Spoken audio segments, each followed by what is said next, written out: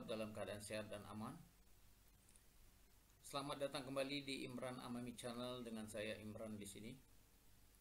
Kali ini saya ingin berbagi tentang video presentasi pemaparan visi, misi dan program kerja yang saya buat pada saat saya mengikuti uji kelayakan dan kepatutan pada sebuah badan usaha milik daerah atau BUMD yang ada di Provinsi Riau.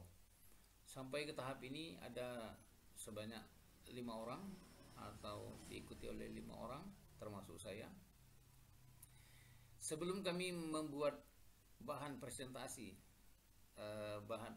ini, terlebih dahulu kami diberikan paparan atau kondisi umum perusahaan pada tahun 2020 yang kemudian kami jadikan referensi atau rujukan dalam membuat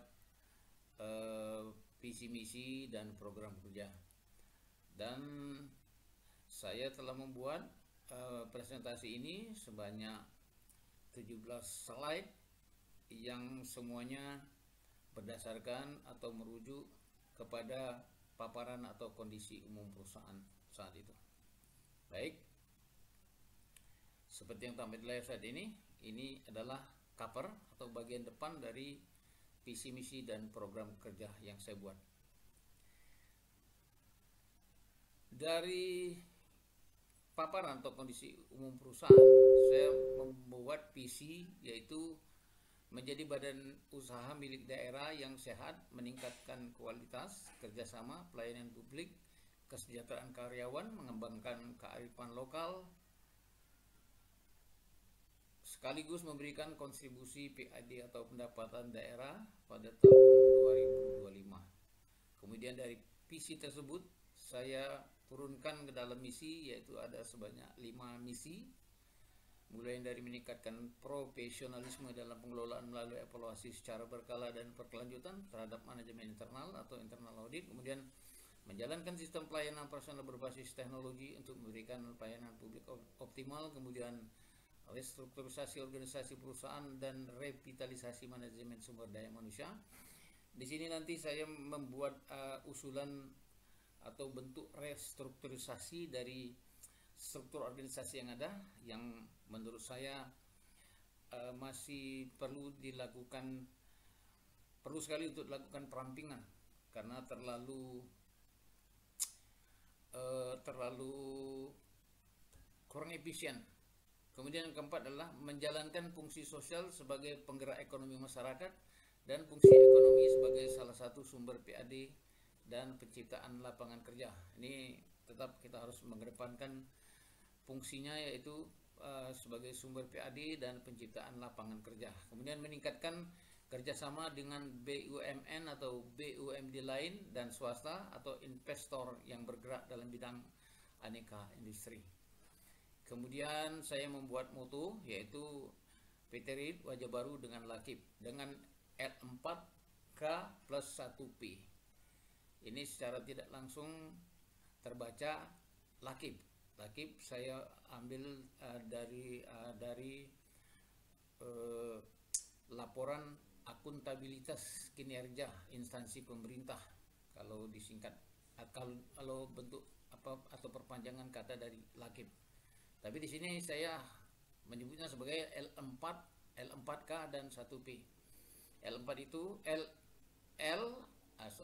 L4K dan 1P. L adalah layak, K kualitas produksi kerjasama antar BUMD atau BUMN, swasta dan investor, K kesejahteraan karyawan, K kontribusi PAD, dan P pelayanan prima. Jadi di dalam moto ini juga saya mencoba merangkum muatan dari visi dan misi yang saya buat di atas. Kemudian saya membuat program kerja yang nanti kalau seandainya saya jadi bagian dari manajemen, maka saya akan melakukan hal-hal ini dalam program jangka pendek saya. Satu, melakukan proses sertijab secepatnya dengan asas transparansi, jujur, akuntabel dan dapat dipertanggungjawabkan. Kemudian melakukan internal koordinasi meeting direksi, middle management, dan staff untuk menggali informasi dan memetakan masalah. Selanjutnya memeriksa dan melakukan evaluasi terhadap laporan keuangan perusahaan, melakukan evaluasi terhadap pelaksanaan anggaran melalui pengetatan anggaran dan program kerja, kemudian melakukan evaluasi terhadap SOP perusahaan dan lain-lain.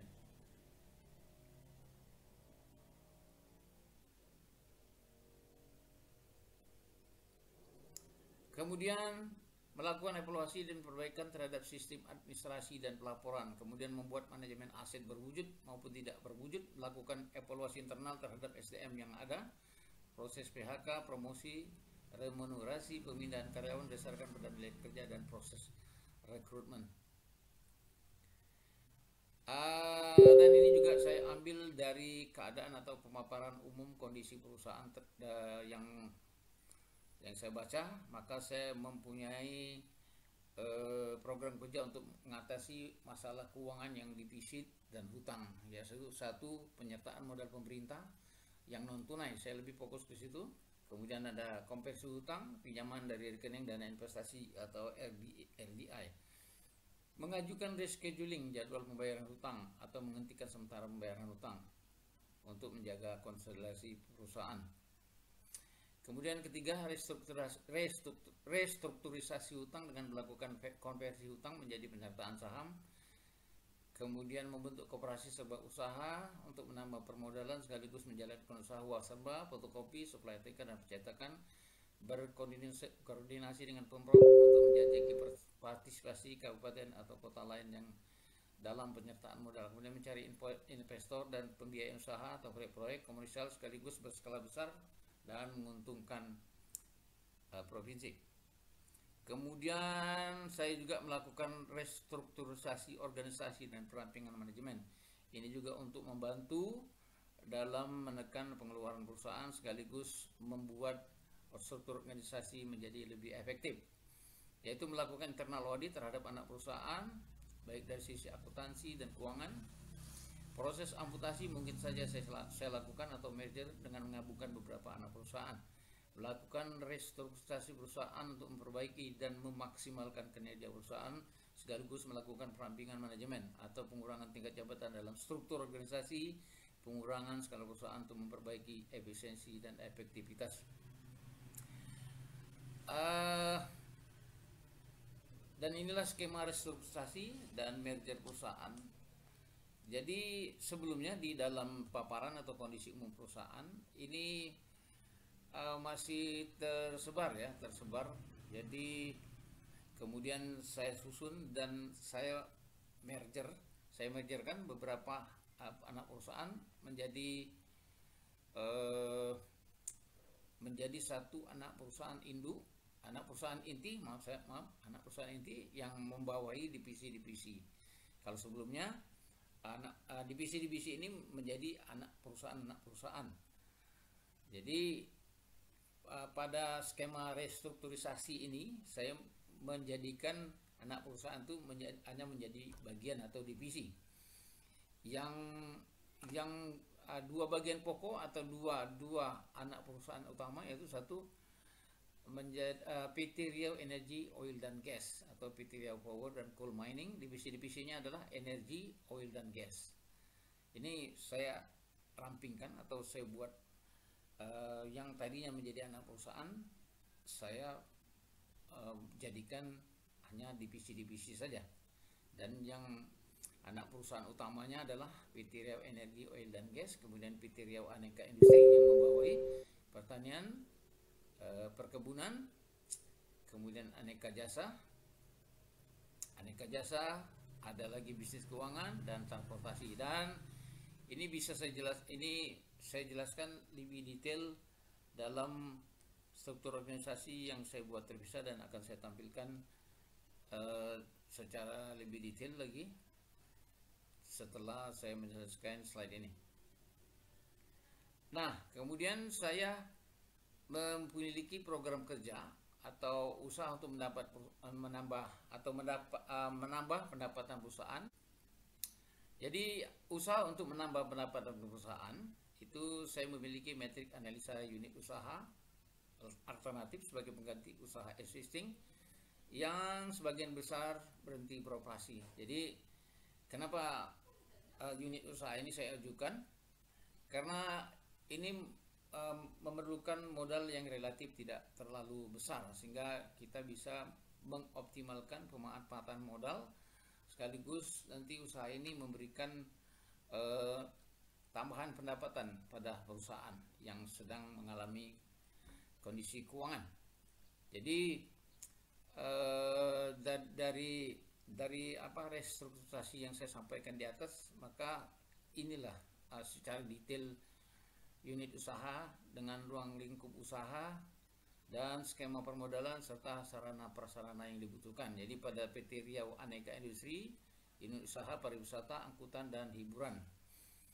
Dalam unit ini kita akan mengelola penjualan tiket pesawat serta paket pengiriman dan terdaftar sebagai salah satu asosiasi pertravelan, yaitu ASITA, Association of the Indonesia Tour and Travel Agency. Nanti kita mengelola tempat-tempat wisata, kemudian menyediakan kendaraan khusus yang dapat disewa dengan harga yang terjangkau sebagai alat antar jemput. Kemudian salah satu keuntungannya diperoleh menjadi anggota ASITA adalah memudahkan dalam hal promosi objek wisata Riau, dan sekaligus menjadikan sektor wisata sebagai salah satu sektor primadona.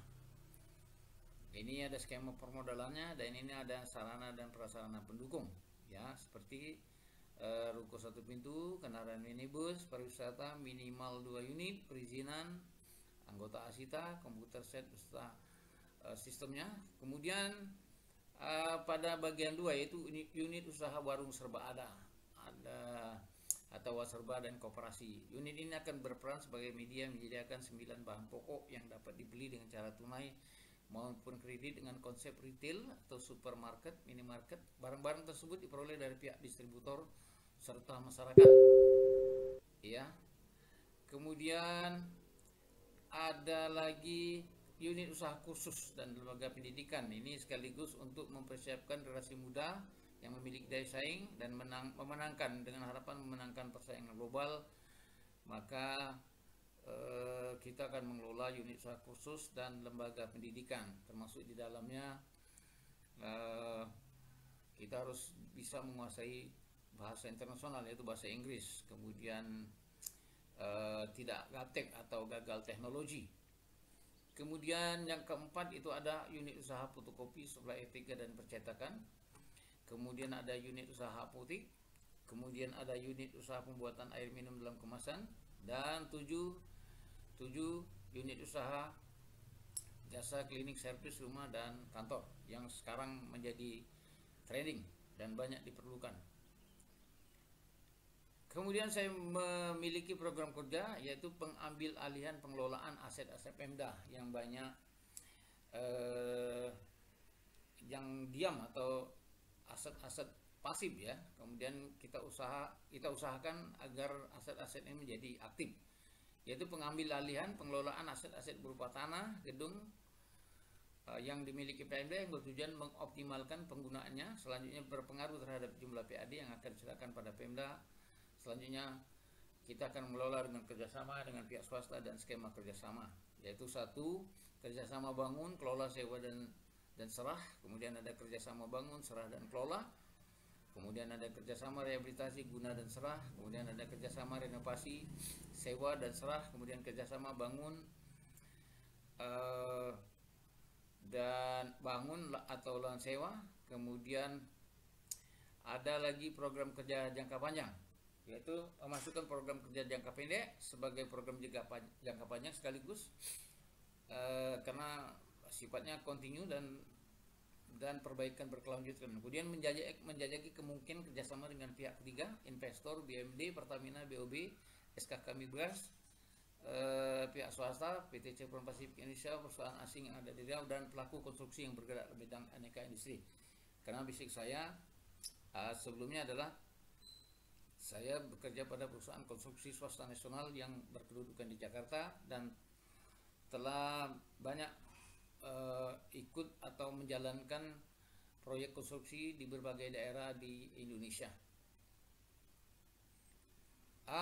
Kemudian saya matriks skema unit usaha jangka panjang, yaitu misalnya di PT Riau Aneka Industri, supplier atau pengepul aneka ragam limbah sawit. Kemudian ada cangkang sawit, ya, atau palm kernel cell atau tempurung sawit adalah sisa pecahan cangkang setelah biji sawit dikeluarkan dan dihancurkan. Nah, ini banyak digunakan sebagai briket. Kemudian desulfurisasi pada pemurnian gas dan pengolahan LNG. Kemudian bahan baku pengeras jalan, dan ini bisa dijadikan sebagai alternatif, ya, alternatif murah dibandingkan aspal dan memiliki tingkat kekuatan yang kalah keras. Kemudian bahan pengisi agregat kasar pada beton, ya, pada konkrit, ya, dia bisa dijadikan sebagai bahan pengisi agregat. Kemudian ada papan partikel, ya, cangkang sawit itu bisa dimanfaatkan juga sebagai salah satu substitusi untuk membuat papan partikel.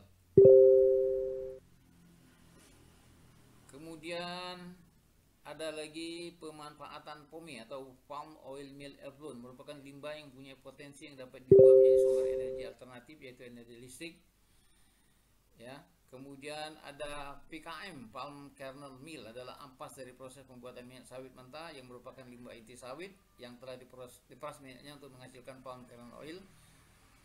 PKI ini diolah menjadi bubuk dan dimanfaatkan sebagai pencampur makanan ternak. Kemudian di Riau, PT Riau Energi Oil and Gas atau Manpower Supply, ya, kita menjalankan beberapa fungsi, misalnya sebagai manpower supplier, yaitu penyedia tenaga kerja, baik tenaga kerja fresh graduate ataupun experience bagi pelaku konstruksi. Misalnya manpower supply untuk berbagai pekerjaan konstruksi, misalnya piping, civil, structure, mechanical, dan pekerjaan pre-commissioning. Ini utamanya kita bisa bermitra dengan PT Caltech Pacific Indonesia, BOB, dan perusahaan asing atau rekanan Chevron.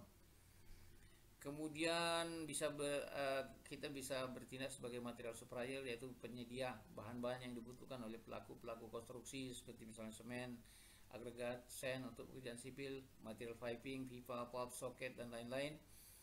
Kemudian kita juga bisa jadi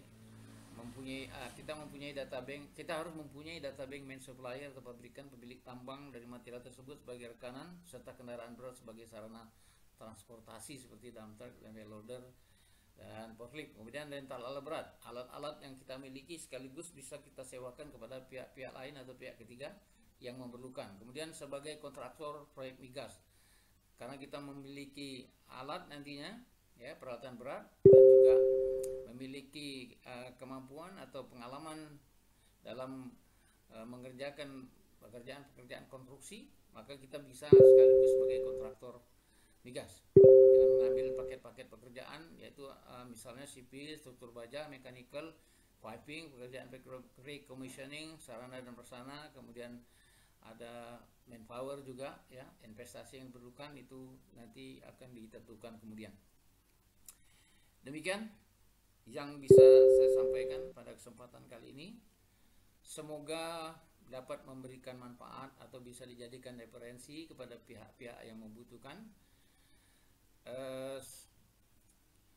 Sekaligus saya mengucapkan terima kasih atas perhatiannya, dan sampai jumpa pada video selanjutnya. Assalamualaikum warahmatullahi wabarakatuh.